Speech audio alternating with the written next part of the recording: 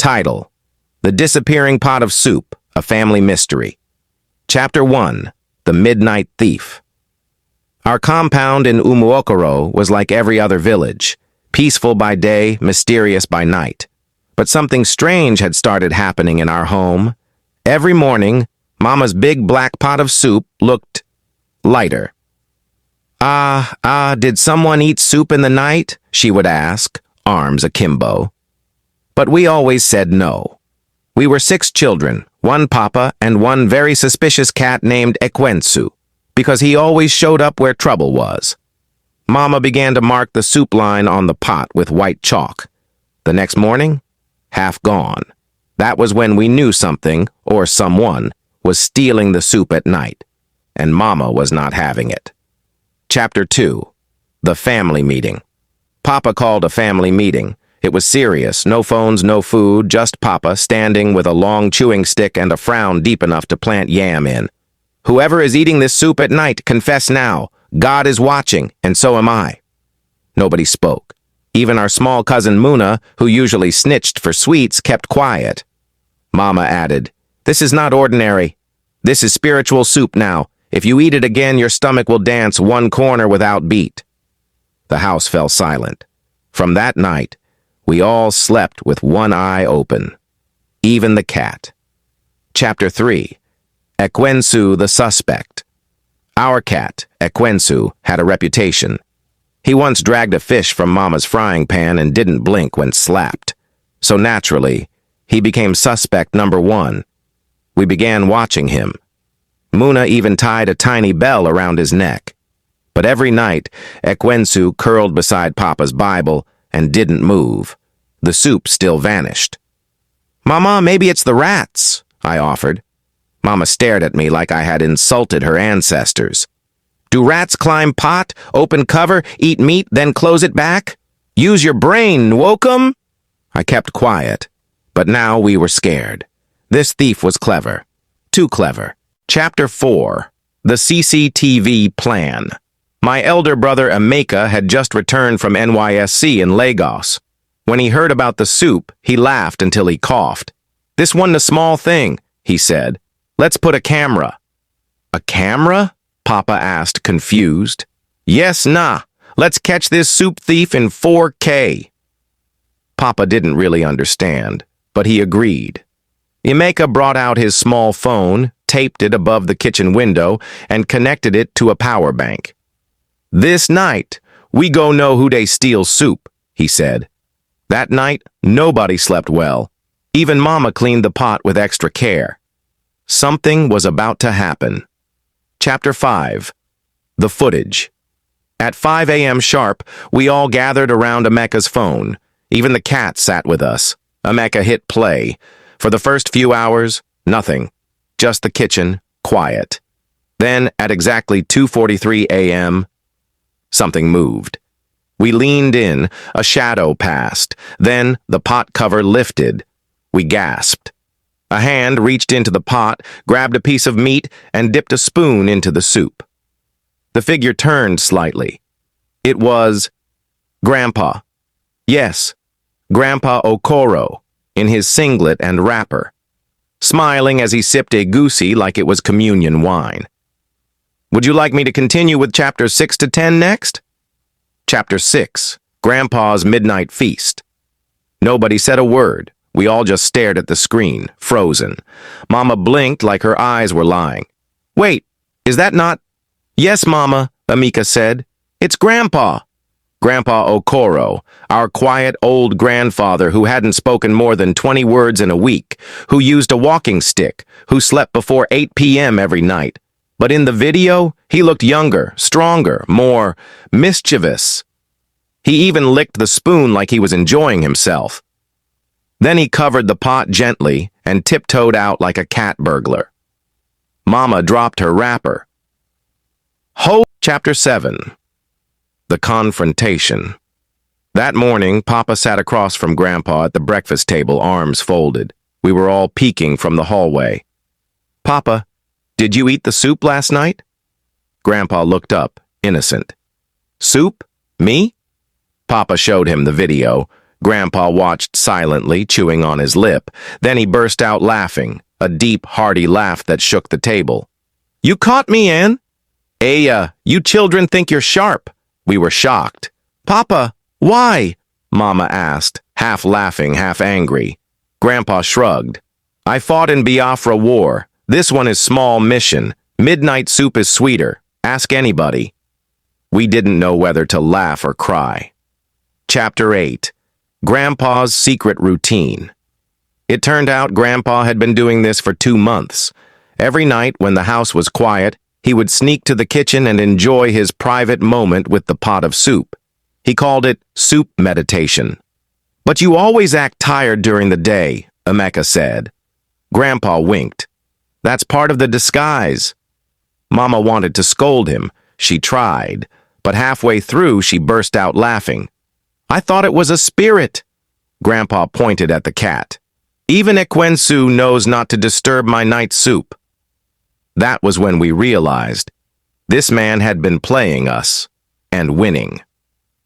Chapter 9. The Deal. Papa decided we needed peace in the house. "No more secret soup operations," he said. Grandpa raised his hand like a student. "Can I get a night portion if I promise not to sneak again?" Mama rolled her eyes. "Fine, but no more eating meat like thief in Nollywood film." A deal was struck. From that day, one small bowl was set aside for Grandpa every night. He called it his freedom soup. Even the cat got one meat each evening, just for keeping the secret so well. The soup finally stopped disappearing, but the mystery had turned into a family joke. Chapter 10. The Village Gossip. Of course, nothing stays secret in a Nigerian village. Soon, the story spread like wildfire.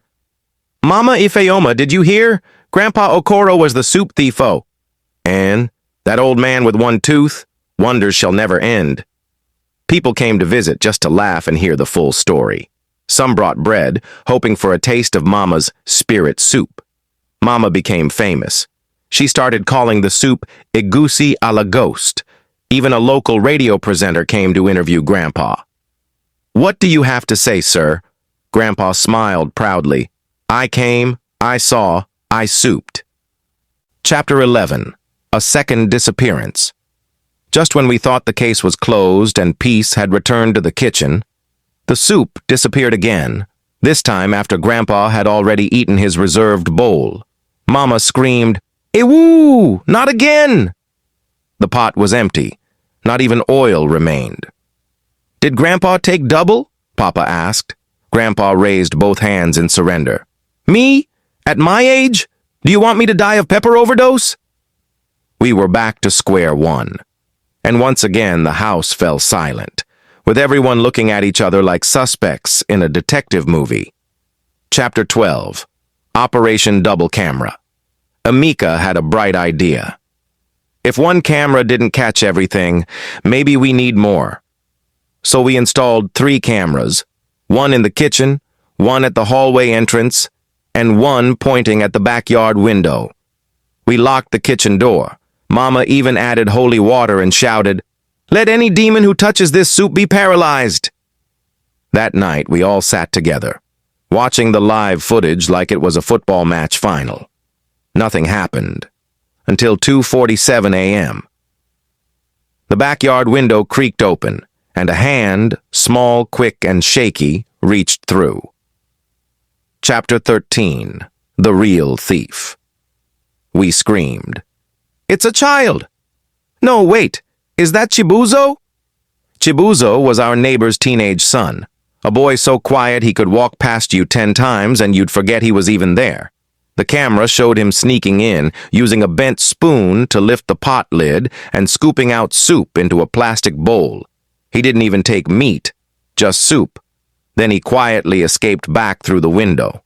Mama covered her mouth. So it wasn't Grandpa this time? Grandpa stood up and said, "Ha! Let's go and arrest him." Chapter 14. The truth comes out. The next morning, Papa went to speak with Chibuzo's mother. She started crying.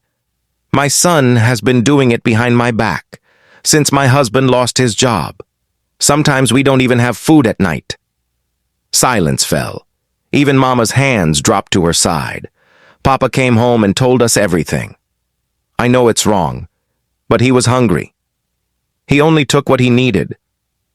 Grandpa, who was once our main suspect, was now the one who said, "Let him come and eat here every night.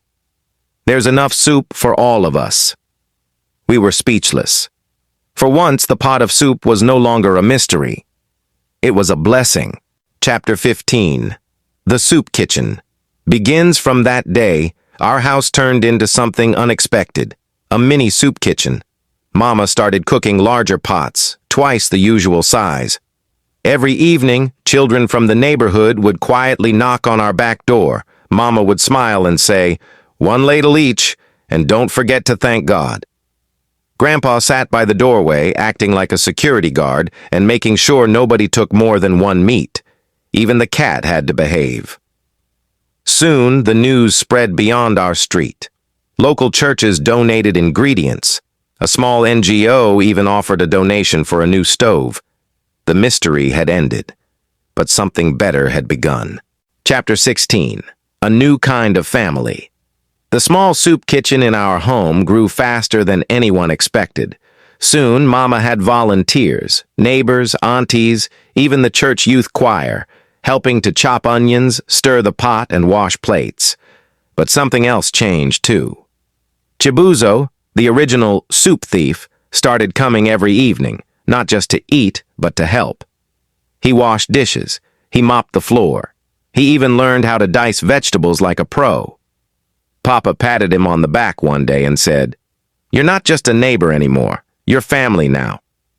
Chibuzo blinked like he might cry, but instead, he smiled the biggest smile we had ever seen. Chapter 17. The Award Nobody Expected. One sunny Saturday, a woman in a shiny car came knocking. She wore a fancy suit and held a camera crew behind her. "Are you Mrs. Okafor?" she asked Mama. "Yes, I am. Is there a problem?" "No, madam, there's an honor." She was a reporter from a local TV station. Someone had nominated our family for a Community Kindness Award. A week later, we were on TV, holding a golden spoon-shaped trophy with our name engraved on it. Grandpa held it up proudly and shouted into the camera, "Our soup disappeared, but our hearts opened." He instantly became a viral sensation. Chapter 18. Grandpa's Soup Theory. After the fame, Grandpa started giving interviews, but he had his own version of events. "In my dreams," he told a crowd at the church gathering, "I saw a spiritual pot and an angel stirring it." People clapped. The soup didn't disappear. It was transformed into kindness. Now, whether anyone believed Grandpa's spiritual soup theory or not, no one said anything. After all, he had gone from suspected thief to neighborhood hero. Someone even painted his face on the back of our gate with the words, "From accused to anointed. Grandpa's Legacy." Chapter 19. Soup Goes Global. Then came the biggest surprise of all. One of the TV clips about our soup kitchen went viral, worldwide. People from America, the UK, and Ghana started sending donations. A chef from Lagos visited and taught Mama how to make new recipes, peanut butter soup, ogbono with snail, and even a vegetarian version. Soon, what started as a disappearing pot of soup turned into a registered organization, the Okafor Family Soup Foundation. We served 200 bowls a week, and counting, all because someone once stole a little soup and found family instead. Chapter 20. The Final Ladle Won. Quiet Sunday evening, long after the visitors had gone, Mama stirred the pot while humming an old tune. Chibuzo sat by the door, helping Grandpa count how many bowls had been served that day.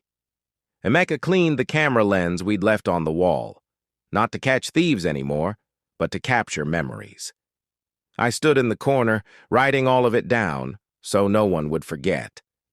That night, as we ate together, Mama looked around and said, "What started as a mystery became a miracle," and we all raised our spoons and cheered, "To soup, to love, and to family." The end.